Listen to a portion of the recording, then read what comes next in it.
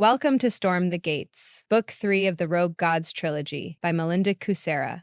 Part 5, Chapter 17, Doubts and Dharma. Doubts multiplied with every step Ivarian took down the dark, spiral staircase leading deep underground. Only Beku had a Lumiere crystal, and it glowed just barely enough for the three of them to see the stairs. Why isn't there a single Lumiere crystal anywhere on the staircase? Mount Eredrin mined tons of Lumiere crystals every year. The Lord of the Mountain could have spared a few to light their way, but he didn't. So Ivarian tried not to trip as Beku led them through a portal into a tunnel that was as dark as the staircase. At least it had a high ceiling, so he didn't need to duck. Where are we? Ivarian followed her as she turned right at an intersection, then left them right again. We're in the lower quarters because that's where my contact lives. Now hush. Sounds carry far down here. Beku strode onward until a pile of rocks blocked her way. This shouldn't be here. She shined her light around, looking for a way past the rubble piled up to the ceiling. Maybe you went the wrong way. Everything looks the same in the dark, Morgana suggested, but she kept her gaze fixed on the satchel hanging off Beku's arm, where the star-shaped crystal lay. No, this is the right way, and there should be a tunnel here, not all these rocks. What could have caused these rocks to fall? Why didn't you do anything about it? Beku muttered curses under her breath as her search became desperate. She turned around and around, frantically scanning everything for some clue until Morgana rested a hand on her shoulder. Calm down. It'll be all right. My sister will help us find your mage. Morgana squeezed her shoulder. How do you know he's a mage? I never said anything about that. Beku backed away from them as she shook her head until she slammed into the pile of rocks, sending pebbles skittering down it. Ivarian stared at her. Was she losing her mind? I asked if he has magic, and you said, of course, if he has magic, then that makes him a mage. That was a few hours ago, but she couldn't have forgotten about that already. Oh, I forgot that. How do I know you're not using magic to cloud my mind? Beku pointed an accusatory finger at Morgana.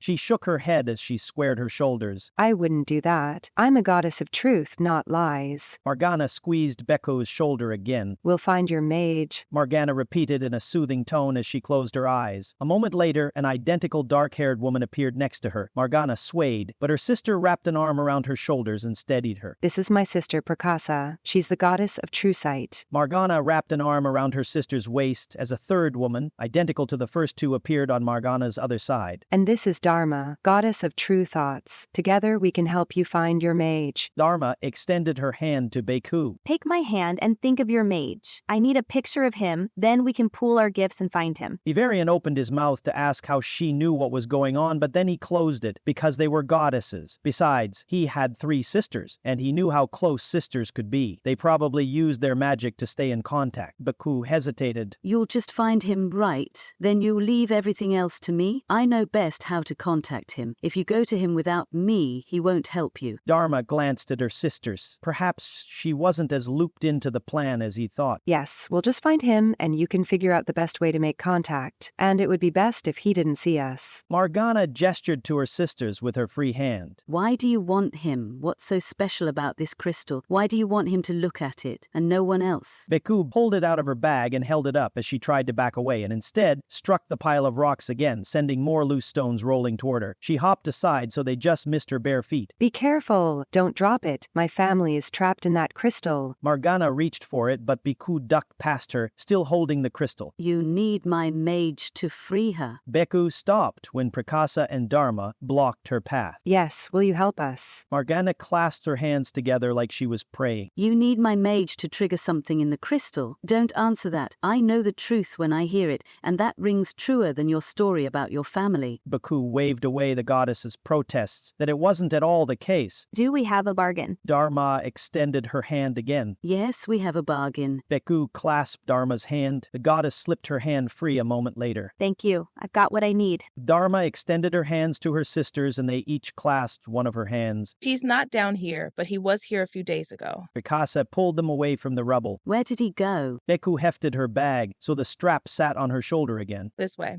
Prakasa pulled her sisters back the way way they came. Then she climbed up the stairs that they'd just descended, with her sisters right behind her. Beku followed the goddesses, and Avarian brought up the rear as they wound through wide, well-lit hallways lined with doors. Statues stared at them with crystal eyes from where they stood in the middle of every hallway. Lumiere crystal mosaics covered the ceiling, and they glowed in every color of the rainbow, showering them with light. Stop. Dharma halted and peered around the bend. He's behind that door. She pointed at a door flanked by statues. Well, then let's go knock on the door and ask for his help. Before Avarian could step past the goddesses, Beku stepped in front of him and blocked his path. No, we do this my way, or we don't do this at all. She shoved her index finger in his face and shook it at him. Avarian didn't want to ask, but he had no choice because time was running out. How do you want to proceed? Where's the nearest market? Beku glanced around, but the statues provided no clues. That way. Dharma pointed behind them at the way they came. Why do you need a market? Avarian felt like everything was slipping out of control. Maybe all he ever had was the illusion of control, until Beku ripped that away. We can't just show up with a strange crystal. That would tip him off that it's a trap, and he'd pitch it out the nearest window before you could stop him. No, that won't work at all. Beku slipped past Avarian as she shook her head. We need a pretty box to put the crystal in, so it looks like an innocuous gift. Then we knock and leave it on the doorstep. He'll open it and investigate and trigger the spell because he won't expect it. Not in a gift. That's what you want, isn't it? Beku spun to face him as she walked backward between two statues that glared at Avarian. What do I want? In his mind's eye, the glowing green spell circle fell again, and a glyph struck Rosalie's head right before she shattered into a million pieces and disappeared. Behind her, Ran's father stood, glowing with power while cradling a baby swaddled in his cloak. Anger burned through Avarian, turning the hallway red. God help me, I want revenge on Ran's father. I want him to trip the spell that captured Morgana's family, and I want it to destroy him. But there was also Pristina, and she must die, and his uncle too, for working with her to change the timeline, thus causing Rosalie to go back to that spell circle. Yes, we need him to trigger the spell to free my mother, Morgana said before he could get the words out. She turned and approached him. That's the only way to free her, and only she can give you what you truly want. Rakasa nodded. I've looked at it from every angle and I can't see any other way to break the soul trap. Don't look at this if we just leave a random crystal on his doorstep, especially one so oddly shaped and obviously fashioned into this shape by skilled hands. That's why we need to disguise it as a gift. He won't expect a dangerous spell inside a gift. He's too trusting for his own good. Beku clenched her fists, like that failing was a frequent source of irritation. Who is this mage? Avarian needed to hear his name, even though he was almost certain Beku was talking about Ran's father. That raised an important question, though. Who was she to him? I'll keep that to myself. A woman never shares her secrets. Besides, you don't need his name for him to do what you want. All right, let's go to the market, but make it quick before it gets any later. Avarian waved for her to lead on. An hour later, they peered around the same bend at the same door, but this time, only Morgana was with them. Her two sisters disappeared into the market. Perhaps they didn't like shopping very much. Morgana used the gold in her belt purse to pay for the box and some ribbons. This all felt needlessly extravagant, but Beku insisted that a gift would get past the mage's formidable guard, and Avarian shut up because he remembered the fierce look in Sarn's glowing green eyes when he met him under this same mountain in his time period. And you threatened my son and me for something I didn't do? Sarn said then. Now Beku placed the ornate box on the mat outside the door, then knocked. She hurried around the bend as the door opened, revealing a little boy with green eyes and his father's face. He might be 4 or 5, not the 21-year-old man who befriended Avarian in the future. Whoa, Dad, what are you talking about? I just met him a few months ago, and he's disappeared a bunch of times, but at no time did he threaten me.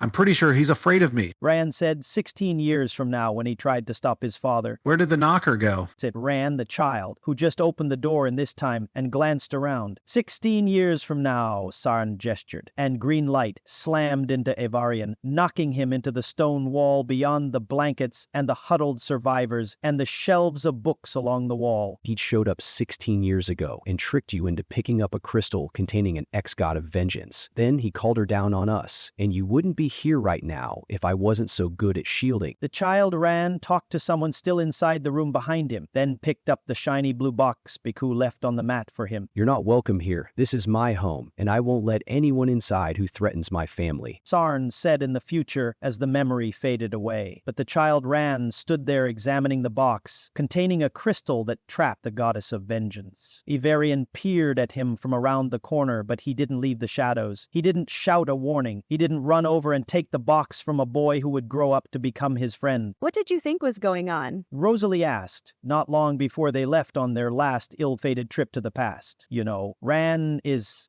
had trailed off. Handsome, fun-loving, upbeat, friendly, and powerful? Rosalie finished his sentence, telling him how she really felt about the mage. Rosalie liked him more than me. I was a fool not to see it. Jealousy ignited the fire in his belly, making his anger burn hotter as he remembered their easy banter. He stared hatefully at the child Ran as the boy took the box inside and closed the door. Ivarian stood there and did nothing to stop him. How long do we wait? Until we get a sign. Mom will make her presence known, don't worry. We'll know when she's free. For now, come away with me. Let's find something to eat and somewhere to rest. I assume this underground place has such establishments? Morgana caught his hand and tugged him away, and Ivarian let her. He didn't turn to see if Biku followed, because her part in this was done, but she followed them at least part way since he heard her footfalls. Where she went after that was none of his concern. Chapter 18, The Gift of Time. Behind you. Rosalie shouted, but of course there was something behind him. He jumped in front of a portal just before she shouted that. She really needed to catch up to current events. Just in case there really was something he should see behind him, Rand glanced over his shoulder at the knife stabbing downward and aiming for his back. But he didn't want any holes in his back, so he stepped aside and the knife sliced through the air where he stood a moment ago. Before the demon realized what happened, Rand pulled the Lumiere crystal from his pocket that he was holding and charging the entire time Rosalie and Faye were getting all dramatic, and he tossed it over his shoulder along with a wish. "I wish you'd go away," Rand said as the rock landed at the demon's feet, but the gray-clad stranger already vanished along with his time crystal stealing knife. Now that was good work. Rand spun on his heel and faced the portal as the rock flew back to his hand, ready for his next wish. After all, he was a mage, and he had a reputation to uphold. Is anyone else in that portal? If there is, then you'd better come out with your claws in the air and your time crystal stealing knife in your pocket. What time crystal stealing knife? What are you talking about? Rosalie tapped on his shoulder like he had time right now to answer questions. When no one said anything, including the people present for the last demonstration of that knife, Rand sighed. I'd better answer her before she taps a hole in my shoulder. Rand shoved her hand away. The bad demons have a knife and it attracts time crystals. Unfortunately, those crystals are inside the X-Gods, and you too, since you're now kind of one of them. But you'd better not become weird or crazy because of your newfound powers. Or he didn't know what he'd do. Thankfully, the portal just kept standing there like a glowing doorway to an empty room, so he didn't need to deal with it right now. Okay, so let me get this straight. The demons create a portal to take them somewhere so they can steal time crystals. Rosalie stepped forward until she stood shoulder to shoulder with him. That's what the friendly Versati told us. And no, we don't know who's making the portals. Rand threw an arm out to stop her when Rosalie padded forward. She crashed into his arm and glared at him, but she didn't zap him or throw a fireball at him or do anything really except glare at him. Well, that was weird. Didn't she inherit some new magic with her time crystal and immortality?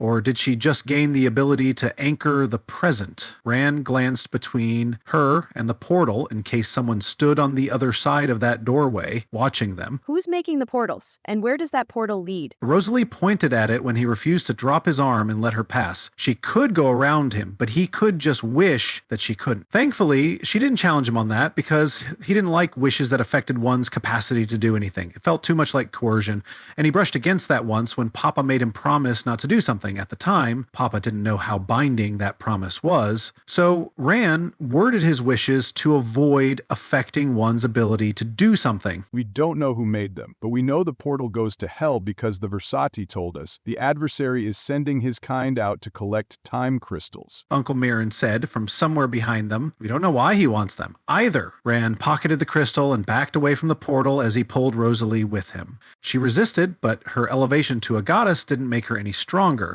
so she couldn't slip through his grip without turning this into a wrestling match that he might lose, unfortunately, because fighting was never his forte. But he never needed to fight because no one was dumb enough to challenge a mage who could wish them away. I just want to look at it. Come on, Ran. We need to know why the adversary wants time crystals and how many he's collected already. Rosalie struggled, but he wrapped his arms tighter about her. No way would he explain to her mom why he let her walk through a portal to hell and get lost there, because that's what she wanted to do, not study it from a distance, but enter it, and she'd probably get captured. I'm not going to hell, Rand shook his head. No way. No how. That wasn't happening. Not while he was alive, and probably not after he died either, since his aunt would have a thing or two to say about that. Why not? This could be the clue we need to fix the timeline. If we stop the adversary here, then the demons might not invade in our time. Rosalie looked at him with pleading eyes, but her eyes weren't glowing or strangely colored. They were the same brown they were before she became an accidental immortal. Maybe we could, but I'm still not going to hell, and neither are you. Rand glanced at the ex-gods, but they all looked thoughtful, and that was a bad sign. Let them go to hell. From all Rand knew about it, hell wasn't a good place for a mortal like him to go, so he wouldn't go there. Besides, he could just wish himself onto his father's timeline and put all this nonsense out of mind, or he could before his hands grew warm and tingly. Rand let go of her and stared through his transparent hands at the grass wilting from the cold under his feet. Why not? Rosalie spun around to face him, then stared as his hands disappeared. What's happening? Rand raised his handless arms as they faded away too. I don't know. Uncle Myron staggered over and held out his disappearing arms too. Auntie Sauvan? Rand said as his arms vanished. His feet disappeared next, so he floated there as whatever caused him to vanish slid up his legs and across his shoulder. What's happening? Rosalie wrapped both arms around his waist, and that was sweet of her, but Ivarian would be jealous if he saw it. Rand tried to tell her that, but nothing came out when he opened his mouth. Oh great, this fading thing silenced him. That wasn't fair. Faye finally found her voice and used it. Their timeline is disappearing, She said, a little too matter-of-factly. Would it kill her to show a little compassion? What will happen to them? Rosalie asked as white light gobbled up the world. Rand didn't hear Faye's answer if she answered at all. White light ate the forest and the sky, and Rosalie too. Then Rand fell through the light. Since that wasn't an uncommon occurrence in his life, he didn't panic. Light usually accompanied magic use, so he just enjoyed the experience as the white light darkened. Rand opened his eyes and stared up at a finished ceiling. Someone traced lines in a grid pattern to make it look like they built the ceiling with blocks, but they didn't do that, of course. The ceiling was one big rock, since this room was a cave a long time ago, and Rand wondered what carved it out of the mountain as he lay on the soft mattress. Uncle Mirren lay next to him, breathing quietly as he slept. That was good because it meant his uncle came with him when he faded and the light showed up. I hope Rosalie isn't too worried about us. She sounded really upset. Who's Rosalie? Rand couldn't remember why he thought of that name. I don't know any Rosalies. And why did he think he faded away? Perplexed by such odd thoughts, Rand sat up, but the floor was a lot further away than it should be, and his legs were a lot shorter than they were before they faded. His hands were smaller too, but proportionally not freakishly smaller. He shrugged and slid off the bed onto a soft rug with a thick nap. He dug his little toes into it as sunlight peeked around the curtain covering the window. Since the window looked out at the meadow that surrounded Mount Eredrin, Rand didn't pull back the curtain. Instead, he opened the door and peered into the living room of Nolo and Inari's flat. Two couches faced each other on either side of a low table, but the room was empty and the soft carpet covered the stone floor here too. Why are we in their home? Rand left the bedroom and closed the door to let his uncle sleep some more as memories crashed over him. 3 days ago, he snuck out of Nalthir's flat with Furball to look for dragons, but he found trouble instead, and Papa got hurt when he came to save me. Rand rubbed his burning eyes as he padded through the living room to a closed door. As he grasped the knob and pulled the door open, his little shoulders fell. Pop lay on the bed, on his back with his eyes closed, but he was alive, and we're back on the same timeline, a grown-up voice said in his head, but the voice faded as Rand closed the door. A knock sounded on the outer door. Rand turned toward it as the knocker knocked again. Should I open it? What were the rules? He was a guest in this apartment, but someone was knocking, and they sounded insistent. It can't hurt to see who it is. I can just tell him to come back later when everyone's here. Rand crossed the living room again, passing Papa's borrowed room, then the foyer where coats and things hung on the wall, to the outer door. He grasped the knob and it turned. Why isn't the door locked? Well, that wasn't his concern since it wasn't his door, but it was curious. Rand opened the door, but the hallway was empty, aside from the statues frozen in fight sequences scattered about. They glared at him with glowing crystal eyes, but Rand ignored them because they did that every day. Pairs of halo-wearing statues flanked the door too, but they weren't fighting or staring at him.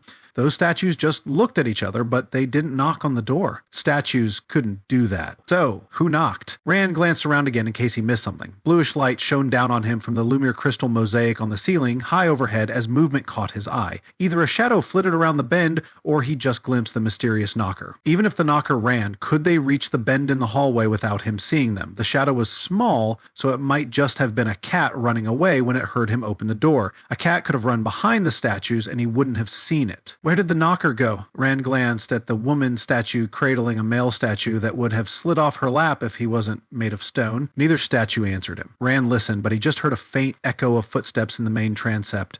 I could go to the bend and look, but that meant leaving Inari in Nolo's flat, and he wasn't supposed to do that without Papa or Uncle Mirren. I won't do it. Papa got hurt really bad the last time I went out without permission. It was my fault Papa got hurt. Rand gripped the door. It was an inch thick and made of the same stuff as Nolthir's door, but it wasn't wood. Uncle Mirren said all the wood in Shayari was enchanted, and that was why the door wasn't made of wood.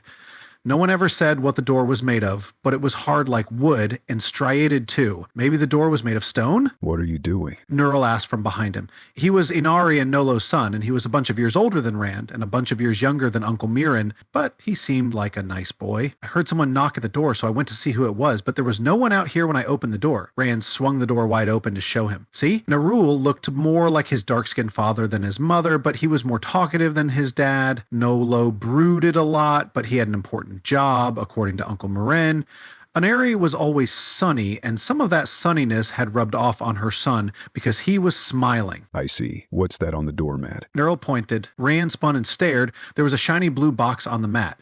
That wasn't there when I opened the door. A ribbon wrapped around the box and someone tied it into a big bow that tickled his fingers when he reached to pick up the gift. I never saw a box like that before. The box shimmered in the Luma crystal light like it was a crystal, but it would be cold and hard if it was, and the box wasn't like that. It must be for someone in your family. That was only logical since Nerul's parents owned the apartment. Who is it for? It's probably not for me. Only a few people know I live here. None had visited yet, but Rand hoped Furball would since Nolthir's flat was just on the other side of this floor. But Furball might be grounded after their little adventure went awry a few days ago. We were just looking for Savine so we could meet his mom and find out what happened to the baby dragon. Rand hung his head. He still couldn't believe an adult dragon lived somewhere under the mountain. But his friend was a baby dragon, so his mom couldn't be anything else because that would make sense. Besides, Shayari was a magical country. If it could have mages, then why not dragons too? I still want to meet her, but Rand shuddered at the thought of descending to the lower quarters again.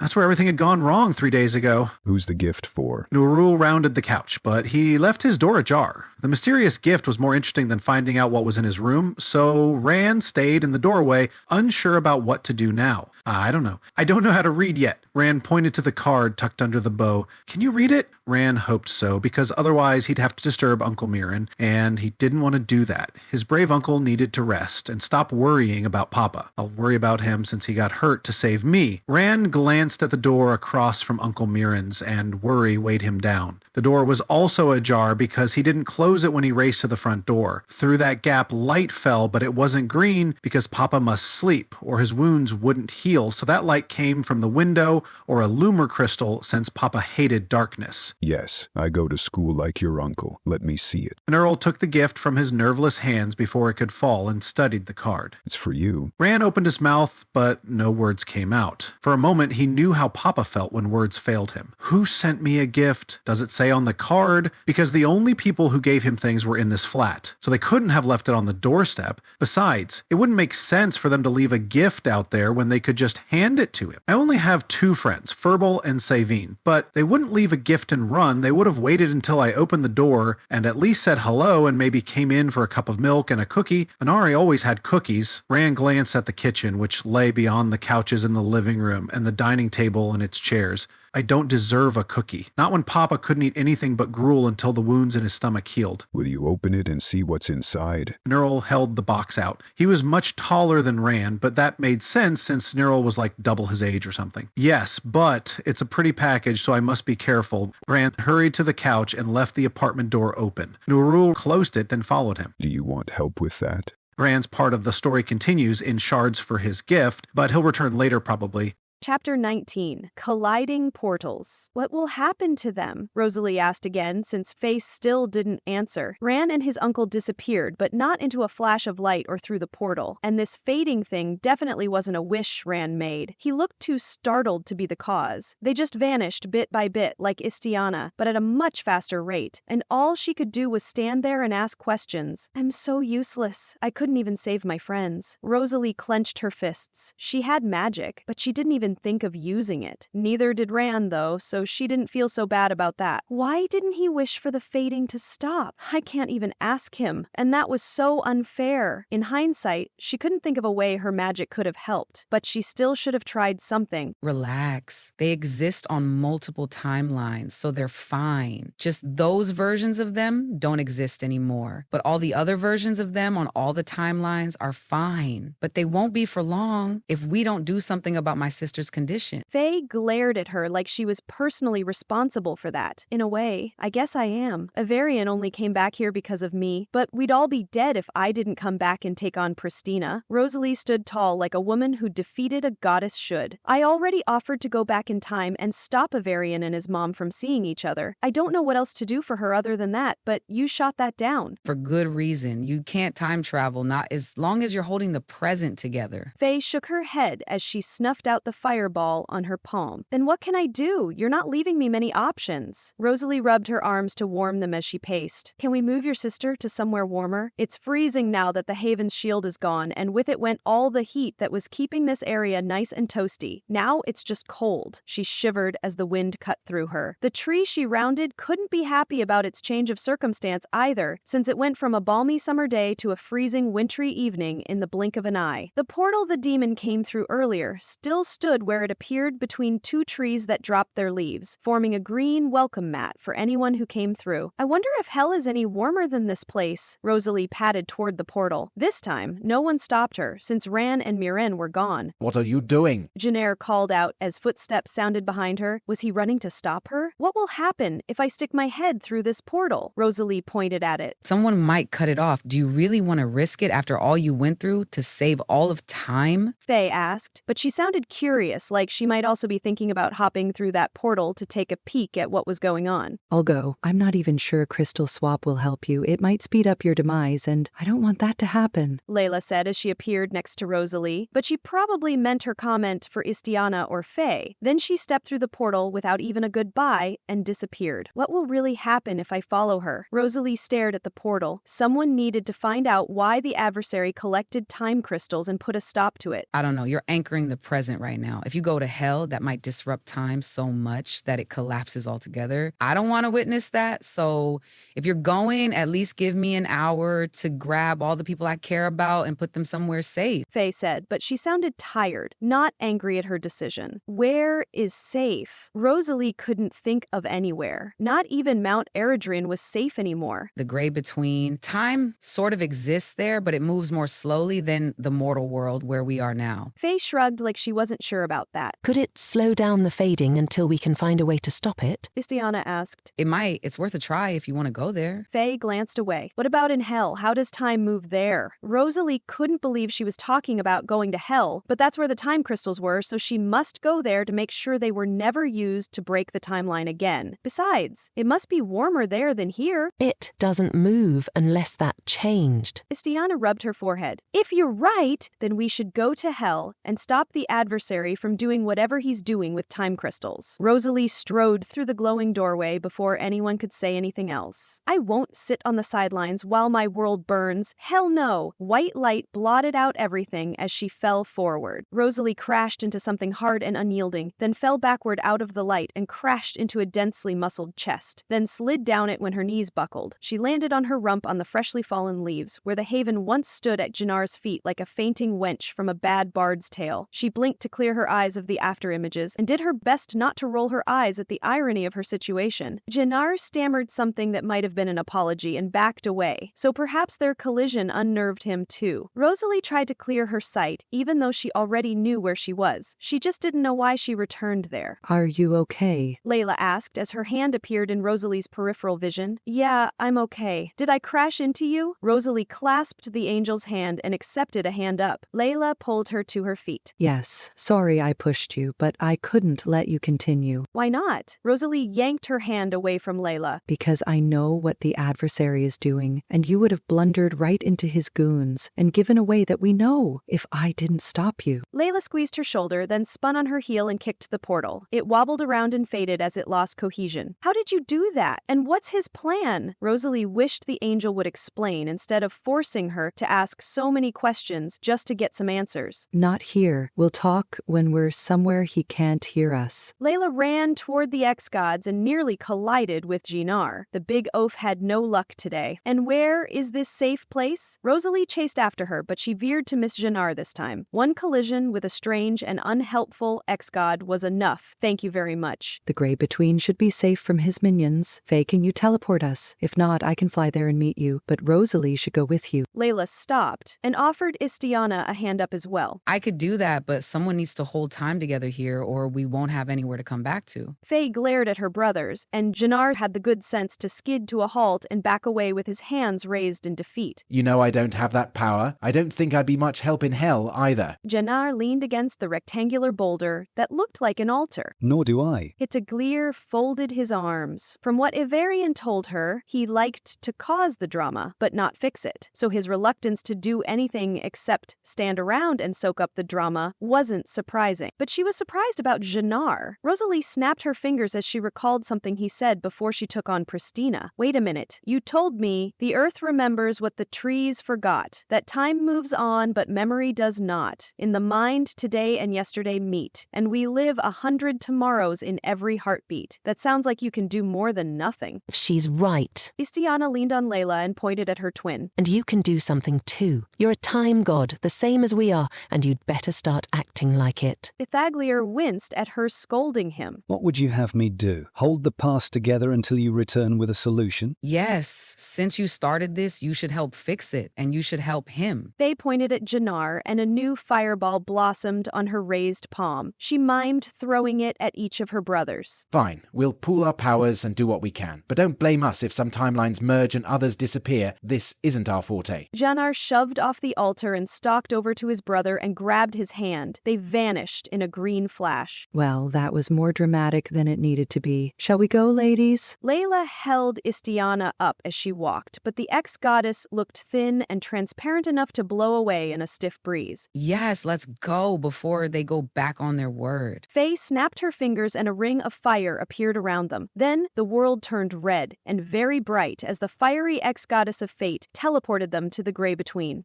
Chapter 20. Heavy is the ban. Guerren hurried up another staircase. Hopefully when he reached the top, he'd finally step out onto the top deck, where Lionestro was. The wingless angel climbed like he felt no burn in his thighs, and his calves weren't complaining. Damn that fallen angel and his stamina. I used to have that too before I wound up in hell. The ship rocked, and Guerren grabbed the rail. Thankfully this staircase had one. Nor was he the only one who clutched the rail. The fallen angel swayed. So who are you? Guerren clenched his fist around the rail as the ship rocked hard to the other side. I didn't think this would be a smooth ride, but I didn't think it would be this rough either. The magic that propelled the ship seemed to come in bursts, and each burst rocked the ship violently. Perhaps the caster couldn't manage anything else, because they only had a small portion of their former power at their disposal. That thought cheered Guerren up. At least I'm not the only one struggling along without most of my power. He hauled his tired body up the next step as the ship swayed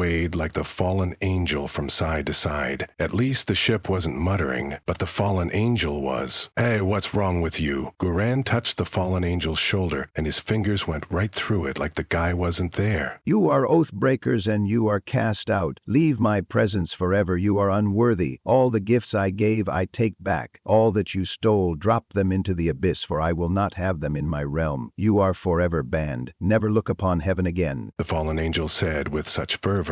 Guerren dropped back a step. I guess you're not okay. Guerren slipped past the muttering fallen angel and left him on the staircase. Well, that was weird. I'm glad I'm not an angel. He exited the staircase and stepped out onto another deck, but this time there was no deck above him, just the sky. The clouds faded at a strange line in the sky. On the other side of that line, the sky was blue, and the sun shone on the water, making it sparkle like diamonds floated in the surf, rolling toward the distant shore. But the line wasn't only in the sky. It curved downward and cast a dark shadow on the sea as it plunged into it. What is that? It kind kind of looked like a border between two realms. Guerren passed another fallen angel as she fell to her knees and mumbled one word over and over, unworthy. But she didn't say what she was unworthy of. He passed demons standing in groups, and 2 ex-sea gods stood on a half-deck at the front of the ship, facing the sea. They must be propelling it. A group of gray-robed Versati stood off to one side with their backs to him as the air shimmered around the ship the way it might if that group of Versati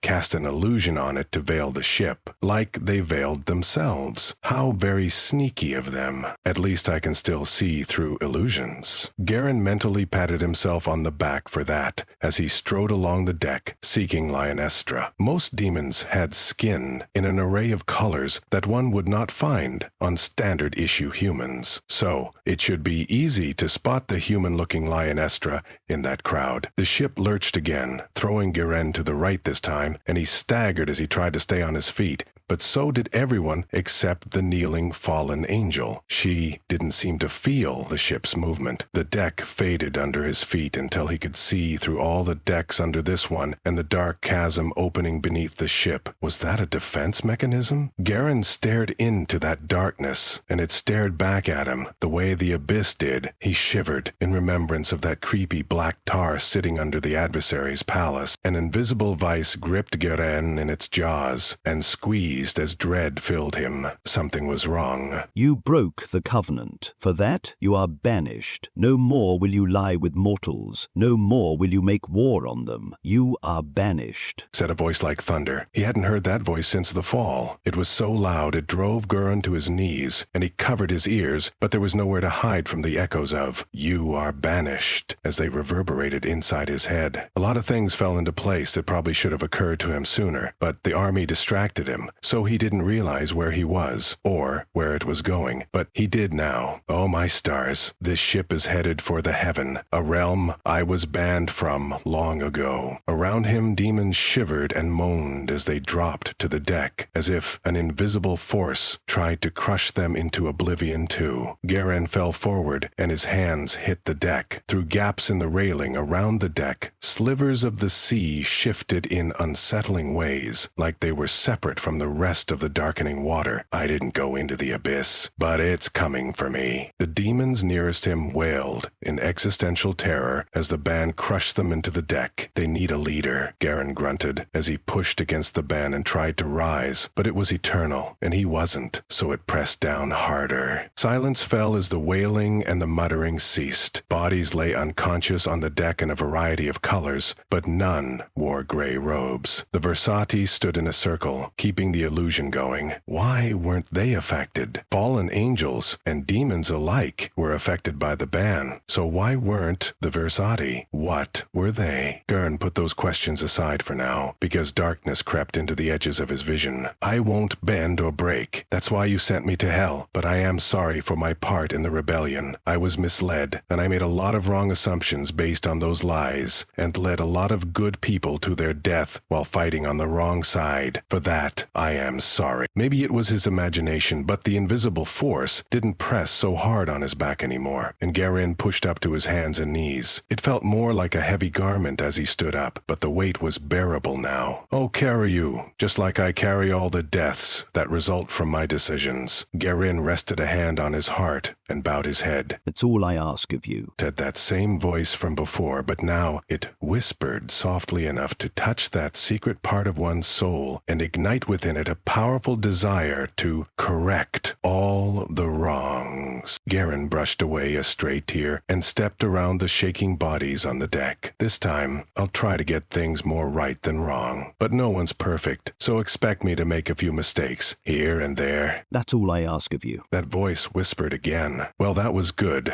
They had an understanding, and he had an army to command. Guerren glanced around for Lionestra's blonde hair or her shiny armor as the boat sailed slowly past the barrier into the sunny sea beyond. Where are you, Lionestra? I'm right here. Lionestra leaned against a wheel that had too many spokes. If the ban, or the barrier between the gray between and heaven affected her, she showed no sign as she watched him lumber up the 6 steps between them. Why were there so many steps in this damned ship? Were they all really necessary? Guerren tried not to groan, or grimace, or sigh with relief when the leaden feeling in his legs faded. I know what you want, War God, but I think you'll have a hard time taking it from me. Lynestra smiled and held up a transparent hand. Her body faded until it was transparent too. Guerren glanced down as his body did the same thing. What new devilry is this? Are we ghosts now? Sort of. Heaven is a realm of spirit. To travel there, we must become spirits too. The passage strips us of our corporality. Lynestra lowered her hand and rested it on the pommel of the transparent sword sheathed at her hip. She had another one sheathed across her back too. And that doesn't bother you? Guerren climbed the last step effortlessly. Maybe there were some advantages to being just a spirit. No, it's a relief, actually. There's no hunger or thirst here and no pain. We're free, maybe for the first time in our existence. She turned and stared at the sea as purple spires appeared in the distance. That's good to know, but I want your army. Will you give it to me? Guerren didn't know what to do with transparent hands, but looking at them creeped him out. So he tried to shove them into his trouser pockets. Were his clothes real, or were they illusory? Maybe. I don't want to know the answer to that question. It would probably make his head hurt to think about it. I can't do that. They've followed me for a long time, and the adversary will punish them if that changes. Lynestra didn't turn around or even glance at him over her shoulder. She stared at the gates, materializing out of the sunlight like he wasn't worthy of her notice. How would he find out? He's in hell, and we're sailing toward the pearly gates of heaven. Guerren pointed at them. Although they looked less pearly and more like sunshine, somehow made solid as they shone. The gates stood tall, but they weren't as tall as the ship. Either its guards were veiled by their own illusion, or the gates were unguarded. They can't be unguarded. There must be someone under an illusion protecting them. Lynestra threw her head back and laughed. He has agents everywhere. You're a fool if you think he can't reach us even here. She swept her arm out to indicate the rapidly nearing shore. Are you saying the adversary has spies in heaven? Guerren was glad he wasn't corporeal, because he would have fallen down the stairs in shock. How could the adversary have agents in heaven? Yes, he has agents everywhere. You're never out of his sight or hearing. Remember that. Lynestra spun on her heel and swept past him. Make ready to land. Our goal lies before us. You know what our leader expects. Give them hell. Her speech rallied her troops, and the demons and fallen angels picked themselves up off the deck and shakily prepared to storm the gates of heaven. Guerren watched her go. Some things Arginil and Natali said floated back to him, as if carried by the easterly breeze. What will you do with that army after you take command? Arginil asked when they were still in the gray between. His glowing violet eyes demanded an answer. Lead it, of course. That's what a general does, Guerren whispered. But he was wrong, because the army still followed Lynestra. If we find the door that leads to hell, will you lead the army through it? Natali asked back on that hill in the foggy gray between. Guerren couldn't remember what he had told them then. As the ship bumped into the gates, he felt the band pressing down on his soul like it also wanted an answer. But there was only one answer he could give when he peered down at the decorative top of the gates below. I don't know. The gates shot upward until they stood taller than the boat, and their shadow striped the emptying deck as the demons jumped overboard, following Lynestra, not him, into battle. Well, we can't have that now, can we? Guerren leaped off the deck too and plummeted into the sea. I can't drown because I'm just a spirit now. It doesn't matter that I never learned to swim. I'll just float back up to the surface. At least he hoped so as he struck the water and kept diving deeper into the sea toward a crystal-strewn seafloor. What have we here? Guerren dove for the largest and shiniest crystal and forgot about the army and heaven too.